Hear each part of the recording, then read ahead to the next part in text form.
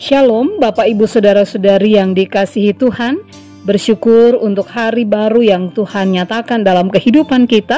Kita akan kembali lagi membaca dan merenungkan firman Allah yang terambil dari kitab Amsal pasal 17 ayat 8 hingga ayat 13 yang menyatakan, hadiah suapan adalah seperti mestika di mata yang memberinya. Kemana juga ia memalingkan muka, ia beruntung. Siapa menutupi pelanggaran mengejar kasih, tetapi siapa membangkit-bangkit perkara, menceraikan sahabat yang karib. Suatu hardikan lebih masuk pada orang berpengertian daripada 100 pukulan pada orang bebal. Orang durhaka hanya mencari kejahatan, tetapi terhadap dia akan disuruh utusan yang kejam. Lebih baik berjumpa dengan beruang betina yang kehilangan anak daripada dengan orang bebal dengan kebodohannya.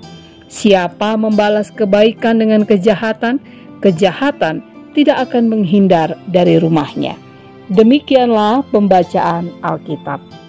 Dalam sebuah proses pembelajaran katekisasi perkawinan, diingatkan kepada sepasang calon pengantin bahwa salah satu cara untuk menjaga hubungan dengan baik adalah tidak mengungkit-ungkit masalah yang telah lalu.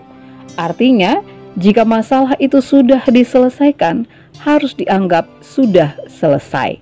Namun di sisi lain juga diingatkan, jika ada masalah, jangan membiarkan masalah itu berlarut-larut atau mendiamkan saja, karena sewaktu-waktu dapat menjadi bom waktu yang bisa merusak sebuah hubungan. Harus diakui, sebenarnya bukan hanya dengan pasangan saja, tapi relasi dengan semua orang bisa tetap terpelihara dengan baik jika kita semua bisa saling menjaga, atau dengan kata lain tidak mengungkit masalah di masa yang lalu. Penulis kitab Amsal menyatakan, siapa menutupi pelanggaran mengejar kasih, tetapi siapa membangkitkan perkara menceraikan sahabat karib. Hal yang cukup penting yang diingatkan oleh penulis kitab Amsal, yaitu bagaimana seseorang melihat sebuah perkara atau sebuah persoalan yang akhirnya itu sering kita sebut sebagai sebuah masalah. Hal-hal yang sebenarnya biasa bisa tampak seperti luar biasa jika hal itu dijadikan luar biasa. Hal yang sama sebenarnya juga terjadi untuk masalah hidup kita. Ya, nyatanya masalah yang terjadi di dalam hidup kita ini kebanyakan hanya sedikit yang benar-benar sebuah masalah. Yang lebih banyak adalah hal-hal yang dipermasalahkan. Tidak banyak masalah yang benar-benar besar terjadi di hidup kita, tetapi yang lebih banyak adalah masalah yang dibesar-besarkan. Bukankah banyak pertengkaran terjadi karena hal-hal kecil? Coba kita renungkan. Pertengkaran-pertengkaran yang sudah pernah terjadi dalam kehidupan kita, entah dengan suami, istri, rekan kerja, rekan pelayanan, mertua, anak, tetangga, dan sebagainya. Berapa banyak hal itu sebenarnya bisa dihindari jika saja kita tidak mempermasalahkannya. Karena itulah nasihat untuk kita semua hari ini sangat sederhana. Mari mencoba untuk memperkecil masalah daripada membesar-besarkannya.